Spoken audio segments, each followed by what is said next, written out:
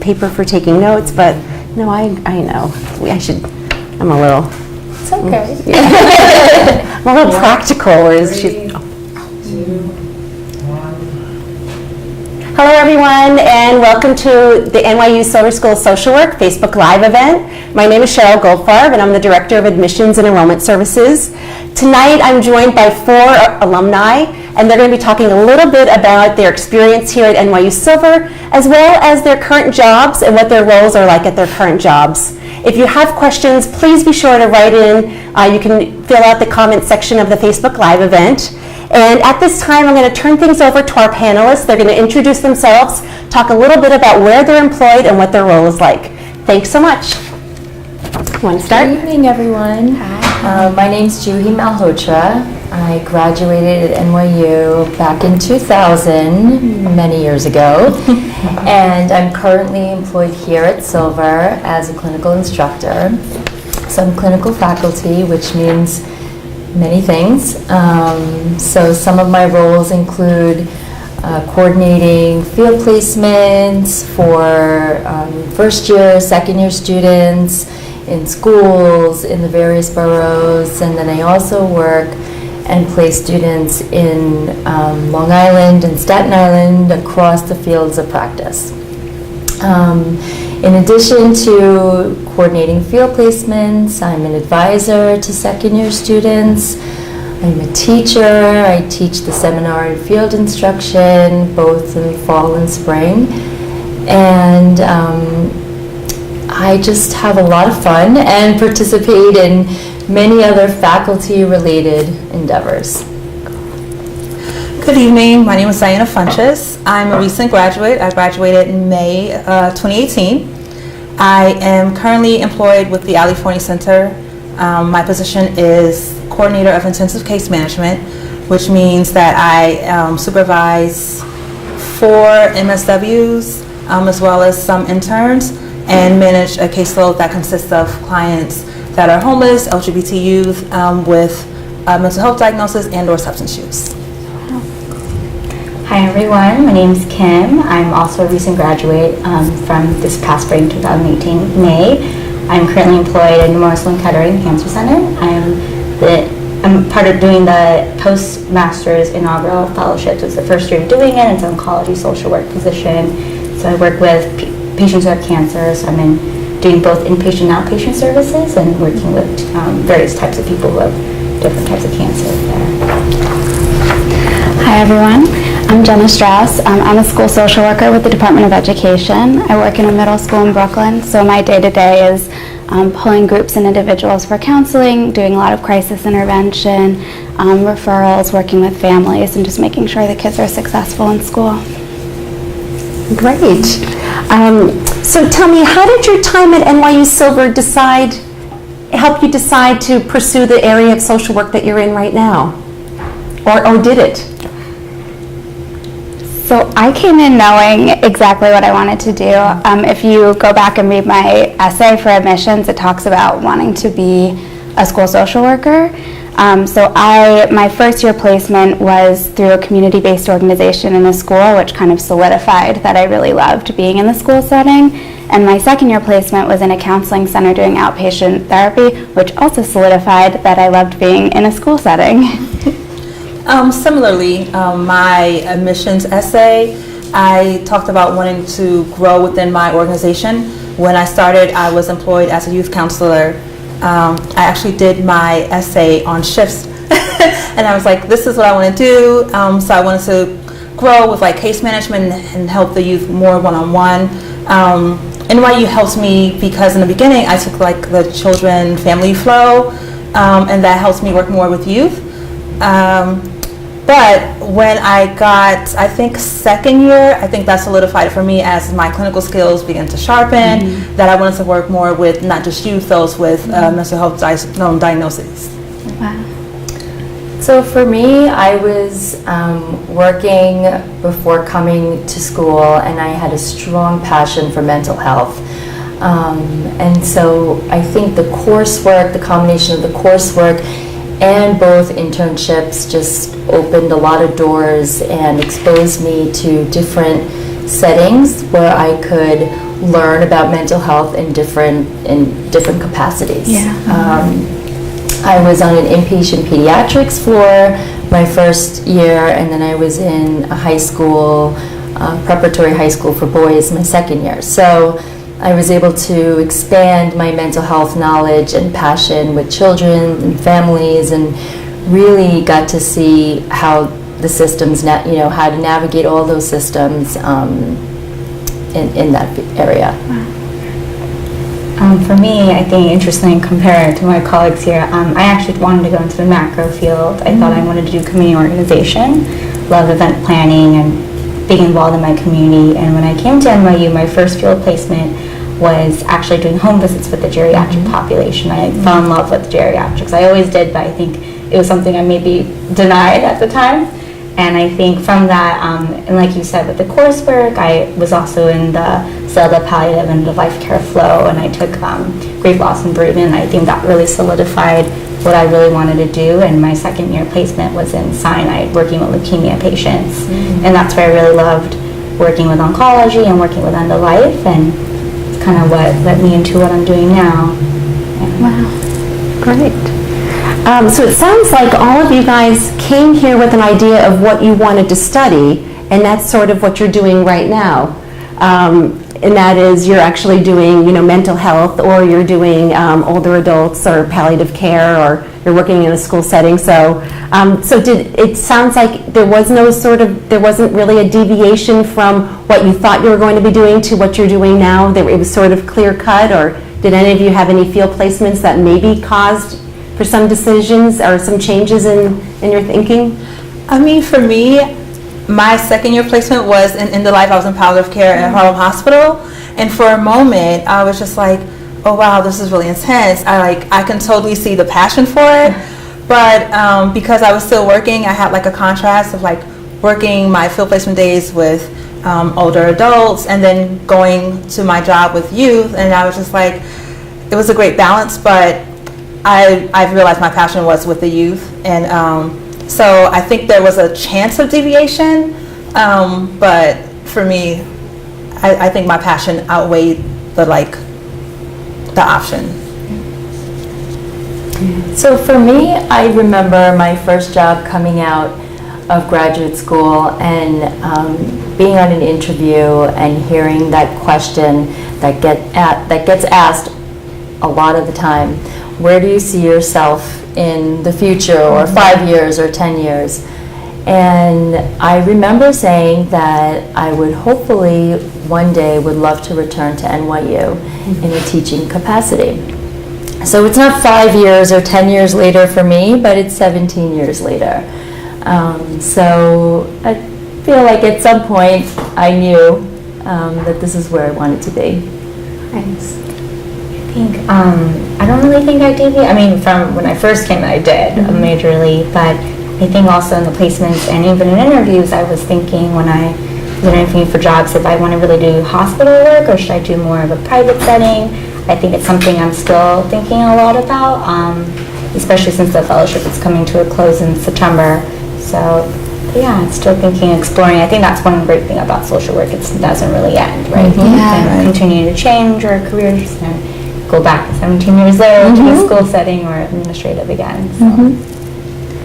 Yeah, I always wanted to work in schools. I never wavered. And working at the door really solidified it for me, because when you're doing outpatient, it's a lot of trauma, and you're seeing that person for 45 minutes a week. And in a school, you get a lot of trauma, but you get a lot of joy. And that's something that I really love about working in a school. Nice. So we're going to talk a little bit about your experience at NYU Silver. Were any of you part of any student groups? Are there certain memories that are really fond for you that you look back on and you think about, I'm so glad that I did that? Whether it's student groups. out there. Yeah, I was on the Graduate Student Association. My first semester, I was the first year rep. And then there was a little bit of drama, and I became the vice president in my second semester. And then my second year, I was the president. So that was very impactful for me. I learned a lot about, being a leader and communicating with different types of people and managing big responsibilities in different areas of my life. And I also, made really wonderful friends who they're still my friends now from the GSA. So yeah, that was pretty impactful for me. And I actually advise the student council at my school now. Nice. So that's a little exciting. Do you want to just describe for the audience what is the GSA? Oh yeah, the GSA is the Graduate Student Association, so it's our student government here. So everyone who is a master's student at NYU, as you guys know, is like under the umbrella of the Graduate Student Association, and then there's a council with like president and treasurer, secretary, vice president. There are representatives for all the campuses, for all the different types of programs. So there's a 16-month rep, there's an extended rep, and they plan different events. They plan Common Day, which is like a big professional conference for everybody, and it's really a cool day. Silver Ball, which is always very fun, and just create a space for students' voices to be heard. So it was wonderful for me to be a part of it here. Were you guys involved in anything? Were you? No, I mean, for myself, I was not. I came in during the 16-month program, which was very accelerated. I worked full-time, so it didn't really leave a lot of opportunities, but I did participate in Common Day, which I loved. Yeah. Jenna was the president when I came in, and then spoke at my Common Day second year. So I got to see her quite often. But there were a lot of new programs or new groups formulating, like my second year, and I did see a lot of community around that. And I think because Silver's so small, even just in classrooms, it felt like we were part of any organization. Our representatives definitely shared our voices and carried that, so it felt like we belonged, even though we weren't active members. I was part of, it wasn't a Silver organization, but it was more of a greater graduate Christian. It was called Graduate Christian Fellowship, but it was part of the greater NYU community and campus. So, but I did feel in my second year I needed a strong connection with Silver and social work itself. So I helped create an organization through that, and I think it's still going. I hope so. Called Social Workers Approaching God. So it was just a group of students who identified as both social worker students and Christian here in Silver, and it was just a great community. A lot of the people I graduated are still here in the city and working, so it's nice to also be with them physically here and to continue that community. Yeah, I think that would be my one regret of not being a part of a student group, because I see how they are so powerful today, right? Yeah. And they really provide such a sense of community, as all of you have said. I did participate in Common Day as well, but as the faculty member. But yeah, the student groups are great here. Great. So a few of you have already kind of talked a little bit about the community feeling here, and how instrumental was the community engagement for your NYU experience, and did any of you have any mentors while you were here that had an impact on your experience, both professionally as well as personally, or in your experience as an NYU Silver student? So community engagement feeling, or any mentorship, or? So, okay. I mean, I feel like my advisor in my second year was really instrumental in helping me navigate working and my field placement, especially when any issues came with my scheduling. As far as a one-on-one professor mentorship, I don't think that was established. I wouldn't give the title mentor, but I think they were always accessible, and even now, I can send an email hey, I'm considering this. I work in an organization where a lot of my leadership are Silver graduates, and so I consider them to be my mentors, and kind of help navigate me and guide me in my career, just options. So I'm going to say that extends outside of the classroom. Yeah. The Silver network is really tight. Our Facebook group, I'm always on there with any type of referral questions, and I feel everyone's really active and present. So although we may not have like a formal agreement or like mentorship, I think the peers here are like, that's my community. The networking is really important, and I think that Silver provides a great opportunity to do that. Yeah, so I agree with Diana. I don't think that there was a formal mentorship aspect, but my mentors were my professors, my practice professor, who really understood what we were doing in field and could really see our growth clinically, but emotionally as well. Our advisors were really powerful for us, and peers. I mean, still today, I'm still friends with people who I graduated with. Yeah. Since I'm part of the Zelda flow, I think that was where I got mentoring, and we do have mentorship in there. It's for 2 years after you graduate, which is great. But I do agree and echo what you said in terms of the professors being so accessible, and I can also send out emails and they can, meet up for coffee and provide professional advice. But I do think like Silver is such a warm community itself that you can easily access a lot of people, and there's so many of us too, in either New York or even in other states as well, or even now internationally, I believe. Yeah, I agree with everything. And when I was on GSA, I worked really closely with Courtney in the Student Affairs office, and he wasn't officially a mentor, but felt like a mentor to me, and I still kind of go to him with like career advice, and I'll just like, drop by and be like, hey, will you help me figure out this thing I got to figure out? So I echo what you guys say as well. Yeah, Courtney's great. Yeah. She's always available. Nice. So speaking of student affairs, did student affairs play a role in helping you get your job, or what kind of preparation do you feel like you had here at Silver in finding your first job out of grad school? I know for some of you already had your job, but for those of you that didn't. I mean, back in my day, it was really a lot of paper and pencil. We didn't have Facebook. We didn't, it wasn't, but student affairs, I would say probably in terms of if there were job openings, there were flyers put up, right? So that was the source of communication really at that time. But yeah, that for me, that was how it was helpful.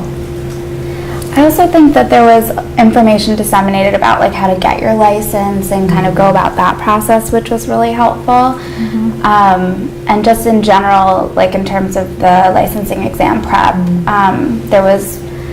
we did a lot of it in practice 4, and then also there was like a extra little class that you could take, and that was really helpful for me. I use student affairs differently, and not navigating like my career and like a job, but like when things would come up again, like in my personal life that would like possibly impact my career at school. Wasserman helped me with my job. They came to practice 4. And actually, it was like the week before I wanted to interview for this position at my current organization, and really helped just sharpen my resume and like help me consider the things I've learned at school that I can sell more within an interview. Yeah. So shout out to Wasserman. Do you want to describe what Wasserman is? Wasserman is like our career center here. So during practice 4, we had a representative that came to talk about navigating job search, internships like after graduation, look at our resumes. Let's see, they do like one-on-one coaching and interview practice. So one-on-one emails, like Wasserman was really, really crucial. Even just in like giving me the confidence to sell myself as like a new graduate for such a leadership role at my organization when I was just like not even graduated yet. So like they were really instrumental for me. I used Wasserman too to help me with my resume, and I think we brought them in for Common Day one year to take headshots during lunch. Oh, cool. Yeah. I think in my year did that. In our year did that too. Yeah. But I do think like student affairs was, like you said, in terms of the emotional. I remember always like the week before finals, they would always have. I think that was hosted by GSA. They would always have a lot of just stress relaxing things, boosters, and like the puppy days. I always loved that. I love the puppy days. Yeah. But yeah, keeping us in track and making sure you're focused on finals, but also like end of the year things as well. So that was always helpful. Great. So you spoke a little bit about licensure. So if you guys want to just share with me, if you have your social work license, what was it like taking the test to get your social work license? Do you feel like Silver prepared you for the social work license? So I'm going to start just because I'm going to shout out Jenna, because Jenna from the beginning talked about licensure and like the prep, and Common Day you spoke about it and gave us like a step-by-step guide, and I remember sitting there with my pad writing down everything she said, and I followed it to the T. So I did the New Jersey transfer. So I actually tested during finals week, second year, so that was like insane. But I wanted to end school if I could, like, completely. I felt completely prepared because, like you said, in practice 4 we had practice exams like before class started. Common Day we had always like 1 or 2 licensure seminars, and I also did exactly what you said with the boot camp, like whatever Jenna said at Common Day was gold. And on our Silver page it was like step-by-step guidelines if you chose to test in Jersey, and I just followed that to the T. The end of fall semester, I like printed the application. I'm like, I'm going to request my transcript now, and it was really helpful. And I think almost everyone in my practice 4 pretty much tested beforehand, and we discussed it. So, hands down, thank you. I wish Jenna was there when I was there. Well, that PowerPoint I'm pretty sure is up on classes somewhere. Yeah, so that's it's the Bible. Yeah, I mean, I tested in Jersey too. I wanted to be done, and I knew that if I waited, I would just stress about it until I took the test. I'd stress about it throughout my entire second year and beyond. So I took it in March, and I was licensed by June. And then I also had to get my school social work certificate. So I honestly can't even remember the full process of that, but I don't know. There's also a guide to that somewhere on NYU. So yeah. But I have my master's, my LMSW at this point. So I licensed in the summer. I wasn't planning on it, but my job required it, so it was kind of stressful when they're like, actually, before you come, you need your license. So I was like, oh my goodness, but I did do the Jersey thing, and it was able to expedite it, but it was very stressful. So I did kind of wish I took it before. And it's funny because I think I was one of those, in my friend group, I was like, oh, I can do it later, it's no problem. But I think like you said, I wish you were in my class. I knew those tips before. But I did have all like the books and things like that. I didn't do the boot camp, but I know there was a few workshops here, so I went to those, and those were all very helpful. Yeah. So for me, I took my test after graduation, probably a month later, and I will say yes, in answer to your question, NYU 100% prepared me because I passed on the first try, and it is not a fun studying process. And back in my day, it wasn't even a licensed profession. So they didn't license the profession until a few years after that. So if you passed your test after graduation, you were a CSW, which stood for Certified Social Worker. So yeah, times have changed and nicely evolved. So I don't think they changed the laws until about 2004, 2005. But yeah, that was an interesting time, right? Getting prepared for that test, and do you take a prep test, do you not? How many practice exams do you take? And I'm glad it's over. Yeah. Right? I just remember being the talk of like all of second year. I think we come in thinking like, oh my gosh, this exam. Right. But like I just like recently spoke to my practice class, or I went back to speak, and like I told current students, we're prepared. We were here for 2 years, and I think from practice 1 through whatever courses we were taking, through whatever mini you select, like you're gaining the knowledge. So I was confident in testing even during finals week. And I kind of trusted my education, and I didn't stress so much on, like, I didn't want that pressure on, like, trying to do this after, because I figured we're going to class 3 times a week, and I'm like, I just want it to be over. The knowledge is there, and it was. You're in the mode. You're in the mode. Yeah. Just get it all done. Yeah. And I always tell students, because I have advisees who come to me all the second year who start talking about licensing in the fall, and it really depends on your learning, right? And if you're the type of student who can handle all of it and take on studying for the exam all at the same time, then go for it. If you're the type of student that needs to get things done and, you know, finish one step at a time, then that's what you should do. Yeah. Right. I definitely want to echo, studying for the exam would be best to study how you study during grad school. Like, if you know you have to break it up, or you have to write things down and study quietly, then definitely continue to do that. Boot camp isn't for everyone. So I would say just continue whatever study method has been working for you. Yeah. Definitely having a solid plan going in. If you're, like you said, like boot camp. I didn't do the boot camp, and I thought like it was okay, but I know friends who really needed that.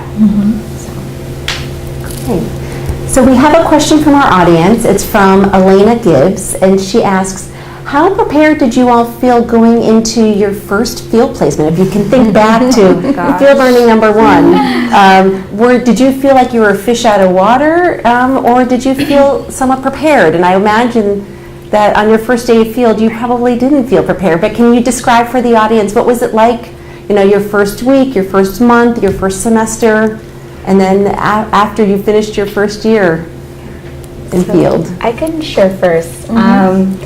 Like I said, I wanted to go into macro. So when I heard I was doing home visits with seniors, I was like, oh gosh, like what am I going to do? Like, but I did like the fact that I can go in sweats to the home visit, because it's very casual, and my supervisors like just go in. I'm like, what do I do? Like, do I have to like do CBT? Like, I don't know how to talk to this person. They're like, just get to know their story, sit down with them. It was about an hour and a half conversation, and they were just telling me about their life, and I'm like, and then they're like, I felt good after talking with you. I'm like, oh, okay. I guess I did a decent job. I didn't say the wrong things or like kind of scare the person away.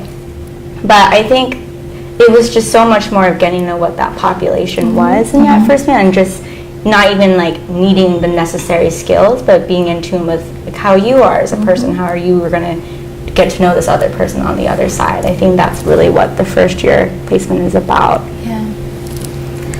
I started my placement before orientation started because I was in a school. So we started the day before orientation. So I had no idea what I was doing, what was going on. Luckily, there were no students in the building at the time, but definitely it was kind of a jarring experience. And I remember, I think it was the first like intake sheet that I did with a kid, and I sat down with them and I went through the list of questions, and one of the questions was, have you ever, you know, had suicidal thoughts? And the kid said yes, and I was like, okay, and just moved on. And then, you know, sent her back to class, and I went to my supervisor, and he was like, oh, I probably should have prepared you for a yes to one of these questions. But it was a huge learning experience, and you know, everyone around you knows you're an intern, knows that you're just starting out and learning, and there's a lot of compassion for that. So, and luckily we're in the school, so I could just grab her back from class and ask her the questions. My first year placement, I did therapy, and I just remember going to my first session so nervous, and the director of mental health was just like, relax, calm down, you have this, like, be natural. And one thing that I don't know if you can attest to this, but like where we were in practice was not where we were in field. We were so far ahead before we got to like motivational interviewing or like what to ask. So one of the books was actually like what to ask, like first. I can't remember the title right now, but I remember after just like going through and like it's like a bunch of questions, like okay, maybe I can say this, or I was just like preparing a script in my mind, but then when the youth sat in front of me, she was just so chill, and she was just like, okay, so you're my new therapist, and just started talking, and I was just like, okay, I'm just going to listen. So it was very different, and I remember feeling relieved after, but I noted everything in my process recording. I think my first process recording was like 13 pages or so, all of my feelings. But after a while, my practice professor was really on it. My field supervisor was really on it, and so I felt prepared later on. So I think the feeling of being a fish out of water is for sure your first day, your first internship. Even for me, I was coming from I had a mental health background, but I was still feeling very nervous. But that feeling sort of comes and goes, and then, it comes back again at another time, and then in your second year placement, and then in your jobs, and it's just a part of, our own self-reflection process and how we work through our own processes and with our clients. So it is a feeling that you will have, but you will master it. Yeah. There was a point this year, so I've been out of school for 3 years now, and a couple of months ago something happened, and I responded to it, and then I thought to myself, I knew what to do in that situation. So you feel more and more confident as the more experience you have. And as you try different things in your career, if you leave the school and go somewhere else, you're going to have that feeling again. Or you get promoted and you become, a director or something like that. You're going to have those feelings again. But it's okay. It's okay to have those feelings. Spoken like a true professor or a true social worker. So we do have another question from the audience. This is from Kimberly Torres, and she'd like to know if any of you alums, if you knew any people in class or if you have any friends who did a dual degree program, and if you happen to know what that person thought of the experience being a dual degree. I had a classmate who did in my practice 1 and 2, the child development dual degree, I believe. She was doing, it was the one in Westchester, and she would come down for practice. And I think she did her field placement in a children's setting as well. I just remember she was always so overwhelmed with the coursework of having to do so much work and readings and things like that. But she balanced it really well. I felt she was just overwhelmed at the time, but I believe now she's, I think graduated and working and everything, but I just remember it was a lot of management of time she had to do. Anyone else? I didn't know. No. Well, so we have about 4 dual degrees here. Yeah. We have the MSW JD with the law school and the MSW MPH with the College of Global Public Health, the MSW Executive MPA with the Wagner School, as well as what you referred to, the MSW MA in Child Development with Sarah Lawrence College. So if people in the audience do have questions, they can always email silver.champions@nyu.edu, and they can ask to be put in touch with one of our current MSW dual degree students. And just to share, you all are champions. You're student ambassadors for the School of Social Work. So one of the things I might ask is, we have people in the audience that are newly accepted to the school. Some of them might be prospects, but for those that are newly accepted to the Silver School, what kind of advice might you have for incoming students on how to navigate being an MSW student, having a field placement, taking 4 classes at a time if you are full-time, or 2 classes, and balancing jobs or families? What kind of advice do you have for incoming students? I wish I knew when, or whatever it is you want to share. I had this conversation today, actually. One of my interns was recently accepted. Welcome. So, like I told her today, what I did, I stacked and I did all my classes on one day my first year. Big mistake.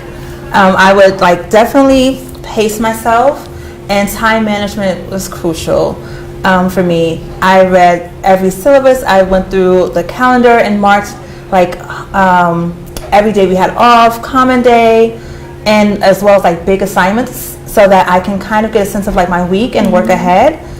I think I would say not to try to get overwhelmed with the readings.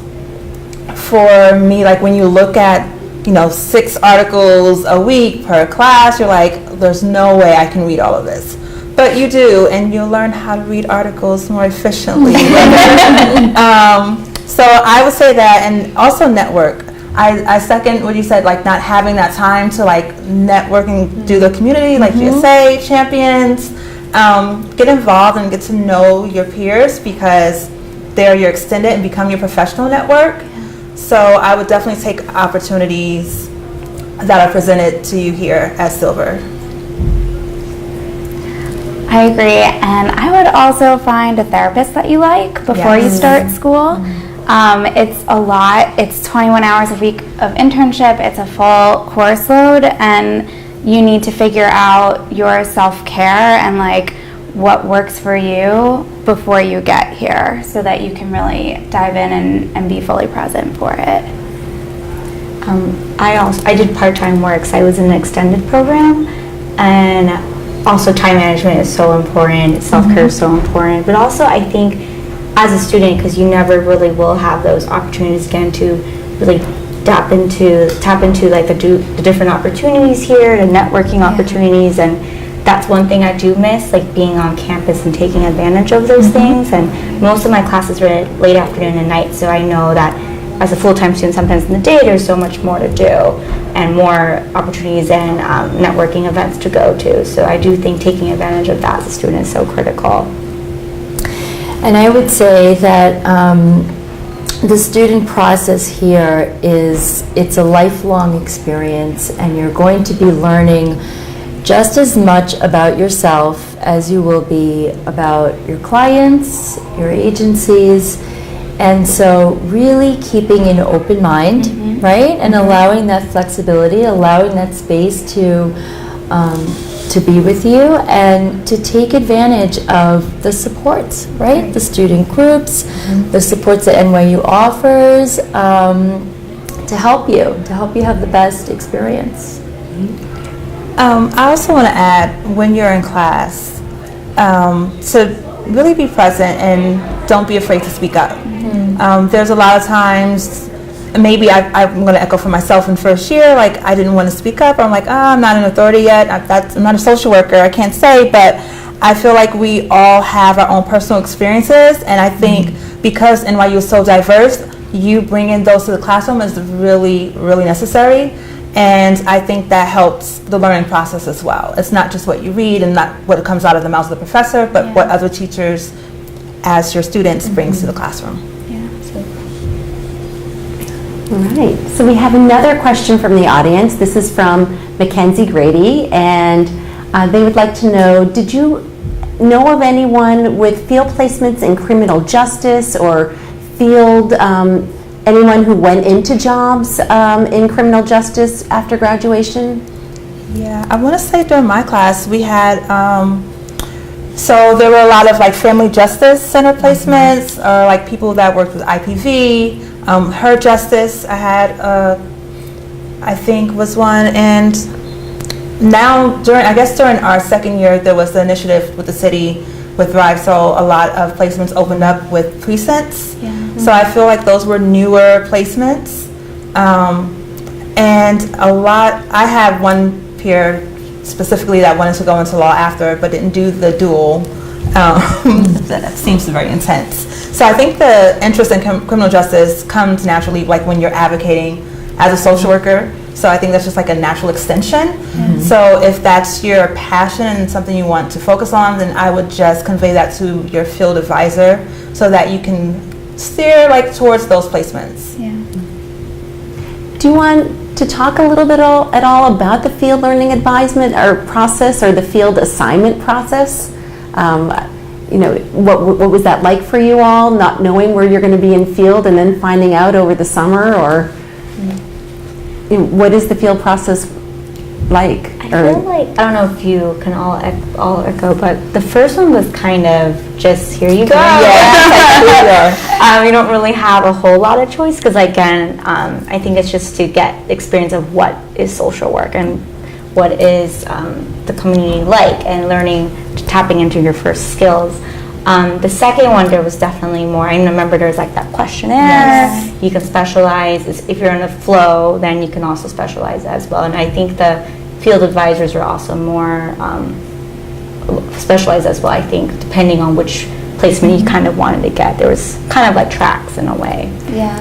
Before we move on, Kim, do you want to mention what a flow is for the audience? So flow is focused learning opportunity, and I believe there's, I forgot how many, 6, 7, somewhere around there. Yeah. Somewhere around there. But they're like it's the acronym says focused learning opportunities, where you specialize in a specific type of social work.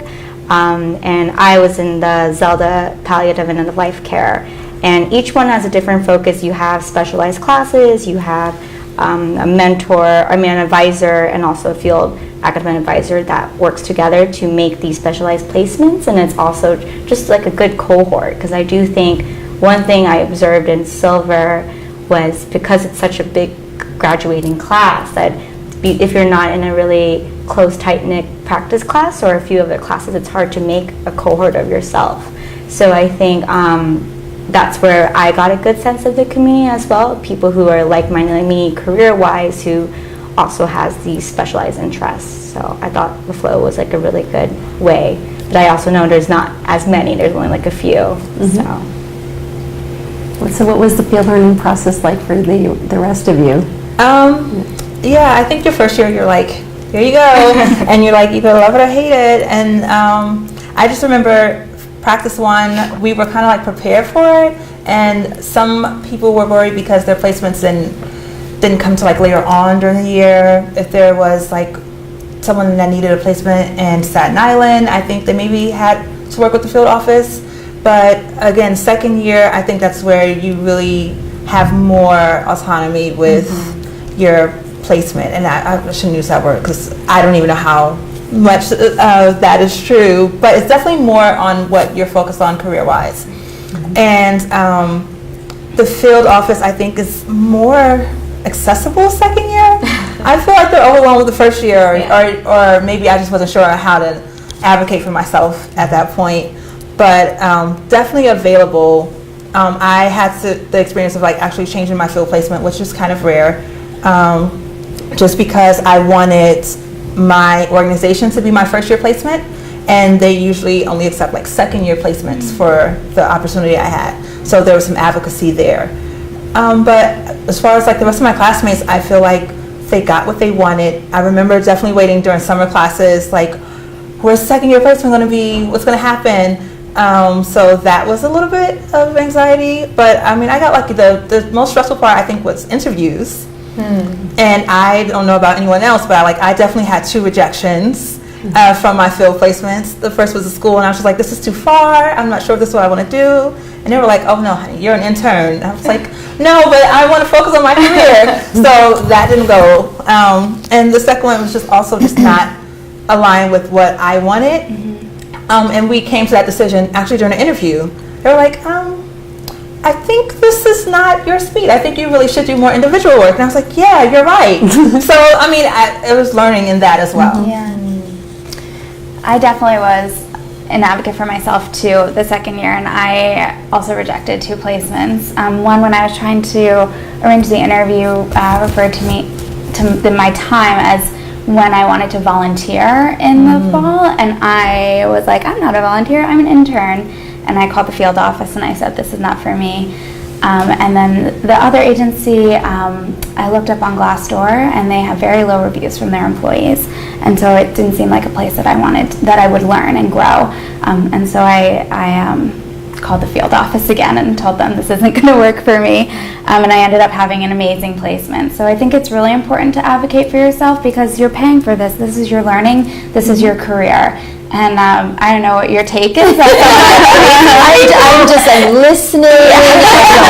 I'm taking it all in. Yeah, but I think, I had an incident in my internship with a client, and the field office was very supportive of me. They worked with me. They worked with my supervisor. And Dr. Morton sat with me, and we figured out how to move forward. So I had very good experiences with the field office, but definitely it's stressful trying to figure that out. And that first summer, you're just kind of waiting for that email to pop into your inbox, where are they going to put me? So yeah. It was kind of fun though, right? Yeah. Okay. So very interesting question for me, because as a student, going into field. The process for me at that time, I think was still similar. First year, we didn't have a choice. Second year, we did. And personally, I did get my second year placement, and I had great experiences in both. Although, not to say that they were smooth rides. My first year was very bumpy. I had a field instructor who didn't want a student, so I had to learn to figure out my place there. But as someone who works in field learning, I think that, the first year being that it is supposed to be the generalist view, right? And to really expose students to a broad space of social work practice. A lot of times we don't know what we want, and sometimes we think we know what we want, and then we're put into a place that we never would have thought of. And I can't tell you how many times students have said, I'm so glad that you sort of pushed me through there, because I never knew that I would be good at working with this population. So I think that's one of the benefits, and hopefully for second year that there's a little bit more of an individualized plan, right? You get to choose your field of practice.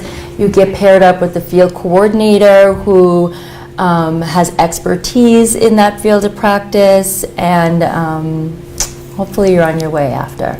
Yeah. So we have a question from the audience that's totally on target and it's on topic, and that is somebody's emailing, they're an incoming student, and they have a possible placement in a college setting, and they're already feeling really nervous about the field placement. Any suggestions on how to handle a college placement? Especially if, I don't know the age of this person, but if somebody's coming out of college, or they might be somewhat on the same age level as some of the clients that they're going to be working with, or similar age range. Any advice for someone who's, whether it's in a college setting or anyone who's going to be starting field in the fall, any advice on how to handle things? Well, you're going to learn in class how to handle those feelings, really. How to be, how to work with different populations, and also how to work with populations that you might identify with, right? Because those will bring up feelings. So for the student who brought this question up, it's a step-by-step process. And your classroom and practice, right? These are going to be coming up in the coursework, and you'll play it out and role play and all kinds of case scenarios that will address that. I don't know how you all feel. I agree. I think same. And also knowing, like what you said, like you're not alone in this. Like your classmates are with you, your professors with you, and everyone's so accessible. And that's what the classes are for. This is learning experiences. It's okay to make mistakes, and I think we all made mistakes, and even in our everyday work right now too. And I think it's an ongoing process. That's why we have supervisors and colleagues that we can always count on to help us, guide us in that. But I think just being open-minded. I know, especially if you're a young person, that can be a little scary when you're guiding someone who's almost the same age as you.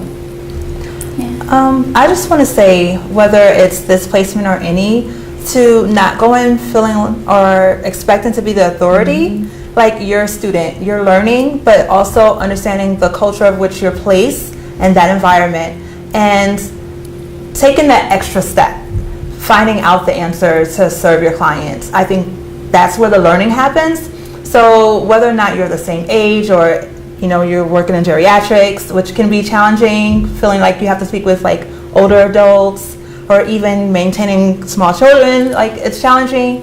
But just like putting your best effort forward and bringing questions to supervision. Like whatever comes up, I always carried like a little notebook. I'm like, let me follow up on this. Share those things in your process recordings.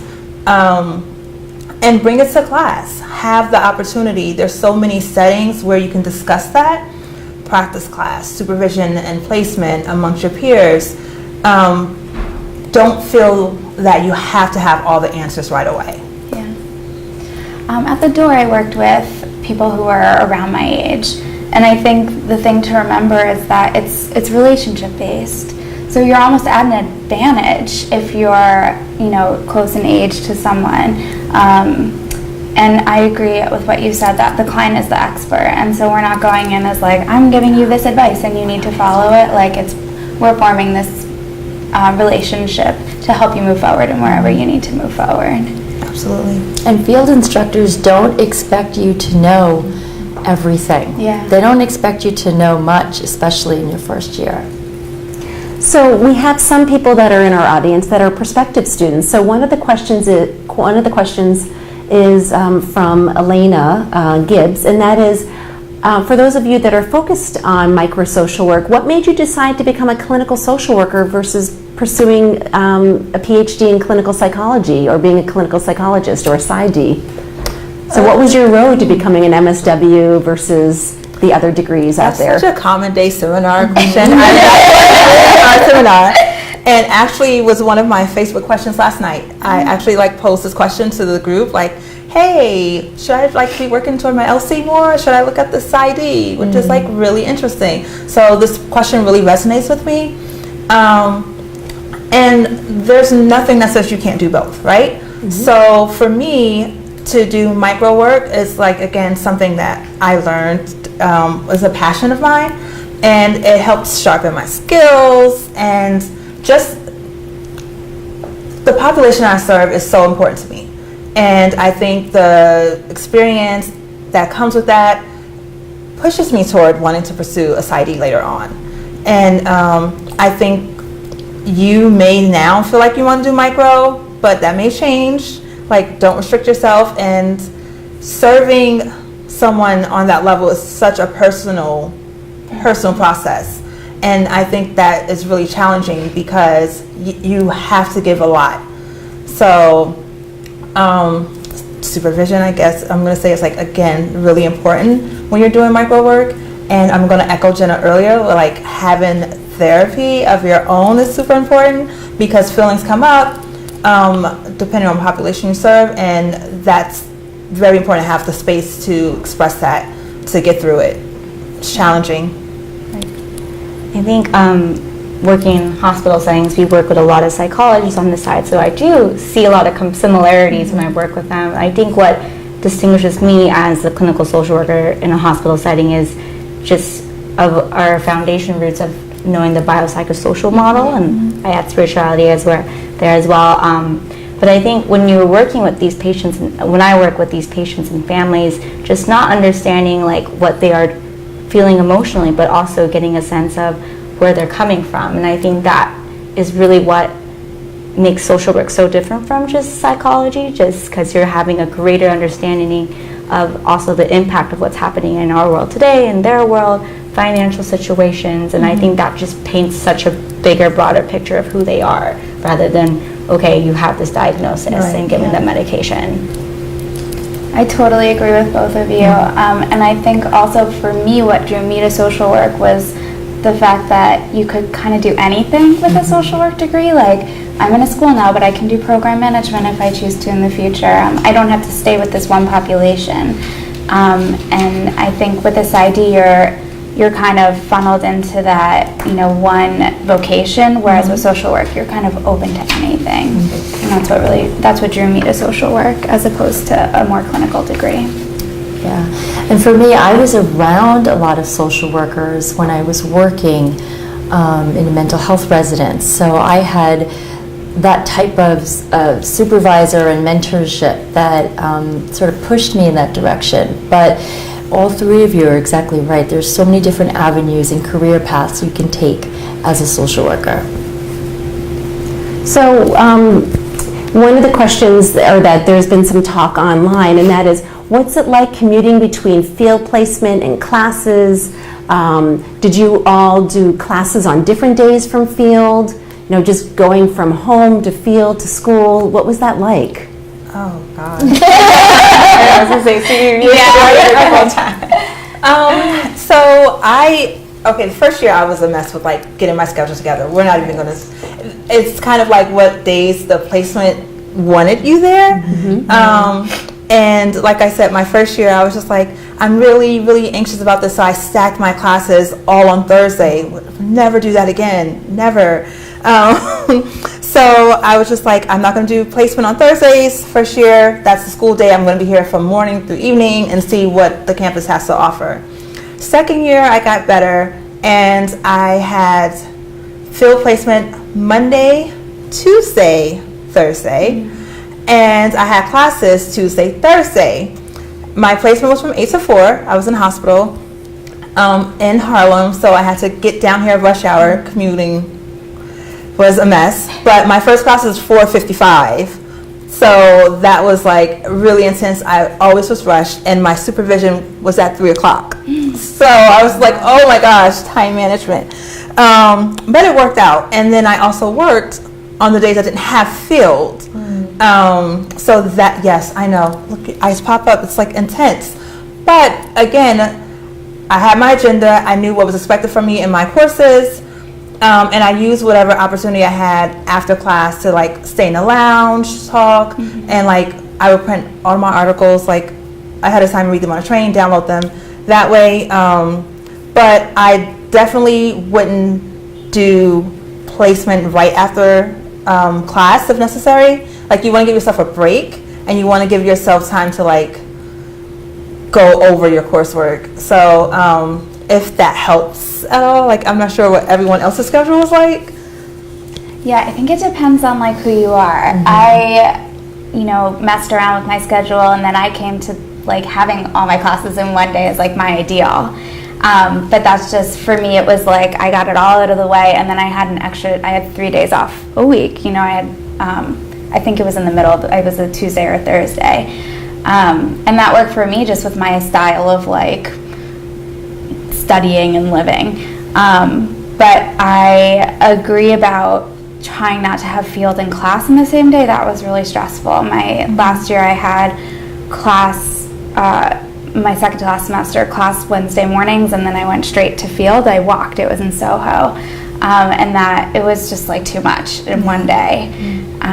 But yeah, it's a stressful schedule. You got to figure out like what works for you. Drink a lot of water and carry snacks. Yes, snacks always. But same, I think I did a mix of both. I did like having all my classes. I think in my first year, because I was doing home visits, I was going all over Brooklyn. Yeah. So that was a lot commuting time-wise. But like you said, like I downloaded all my readings, I printed out things, I try to type process recordings in between on travel time, just making use of the travel time and commute time. But I did like having my classes that year all on the same day. So I, with commuting so much, I was like, I just want to be on campus one day and do all my classes and get out of the way. I think second year placement was a lot more rigorous mentally, so I felt like that schedule didn't work with me anymore. And I remember taking, I think one semester to 6:45 to 8:30 or whatever that class is. I lived in those classes. I did that practice class, and I was like, this is not okay. My days were so long. I had like 12 to 18-hour days. Yeah. And I think because I started in the accelerated and I had summer classes, you don't really get a choice because those are like every day. Yeah. So it's just navigating your own time and just like not putting too much on yourself and just making use of resources here. Yeah. So I would do my process recordings in the evening, or like if I can get here earlier, and just knock that out the way. For me, it's really a blur, and I really don't remember. But that's a good thing because it's going to go by so quickly. Yeah, that's true. So as a faculty person, I can probably just recommend from experience of talking with students that it's probably better to not do field and class on the same day because it's two different spaces, right? When you're in field, you're in the field zone, and when you're in class zone. So it's you have to do a little bit of an adjustment, and that in itself is exhausting. Yeah. Right? Yeah. So we have one more question, and I know that we're almost out of time, but Kevin Caraballo would like to know, there was an article recently published in the Washington Post that says that acknowledged that NYU has institutional racism. Can any of you former MSW students speak on this issue? And if so, how did you deal with it? And I know that the university or the school right now has, I think, a 9-step action plan. I don't know if any of you are familiar with that, but just kind Kent, does anything come to mind that you experienced here, and if so, how did you deal with it? If you feel comfortable talking about that, and or if you're even familiar with what's going on right now at Silver. So I will say that when I was here, these were not conversations that we had. And thankfully, they're conversations that we're having now. So that was my experience. I don't remember as a student really having those conversations. I'm glad we're having the conversation, and I'm glad this is addressed because, excuse me, again, I've been speaking to newly accepted students, and people have reached out to me on social media regarding this. And I'm going to say then, NYU is diverse. However, in that diversity, it is still predominantly white, and you are not the representative of your culture in your classroom.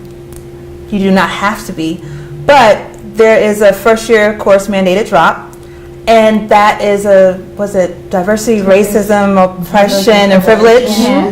Oh God, I can't believe I remember that. Gosh, but drop. And in that class, I think is where it's supposed to be the setting to address those things.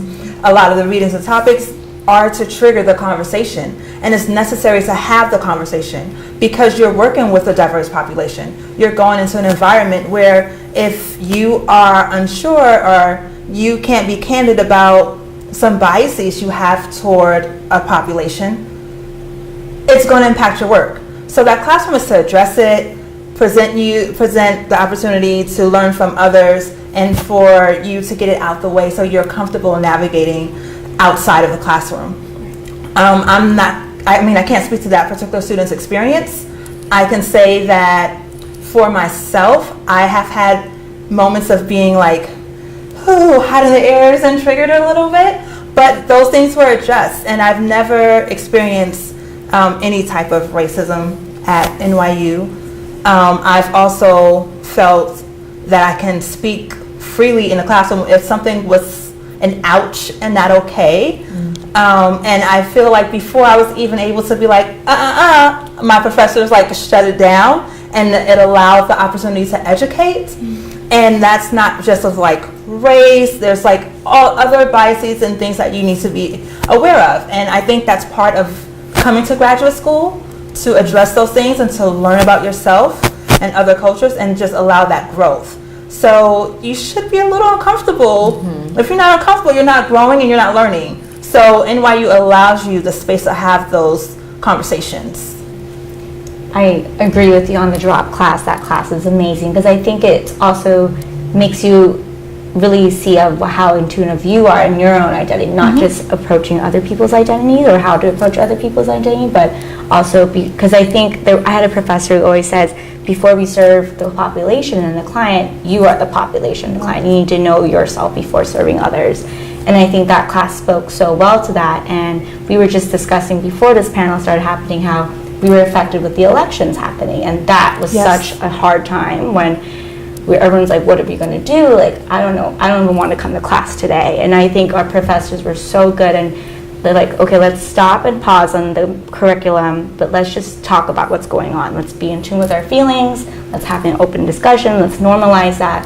And I think I've never had such a warm and good community, and I felt so safe here, and I felt like I was able to approach any topic in any of the classrooms that I needed to. Same. I'm going to say during our time there was a climate of feeling the need to like address those issues, because especially during summer there were a lot of I'm going to say the like issues between cops, and there were a lot of slayings of black men, black women, like, and those all seem to occur during my time here. And I think that my professors, the first thing was like, we're not going to address like what's on the syllabus today, we're going to address what happened in the news. Let's talk about Sandra Bland, let's talk about this. And that for me helped me feel seen, even though I may have been like one of the few handful of people of color within my class. The classes are really small, and it helped me to hear other people's concerns and have someone of privilege be like, okay, how can I help? I want to be an ally. Like, there's so many chances for you to voice your concerns and to just kind of gauge within the conversation and learn. And that's what grad school is, and that's why I stressed people NYU, because other places you may not get that, or maybe just like safely tucked in, but we're not afraid to like address those things here. And I applaud them for like going into action and putting out their 9-point plan immediately. The talk was always within our Facebook group. It's on Twitter. Like, I definitely feel like the faculty is diverse enough where if you felt uncomfortable or you had a question, like, you can definitely approach someone. Thank you guys so much for sharing. We're out of time right now. Thank you to the audience for listening, and thank you all so much as panelists for coming this evening and volunteering your time, and I really appreciate your input and your insight on what it's like to be a social work professional and having gone to NYU Silver School Social Work. So thank you, and thank you very much. Thank you.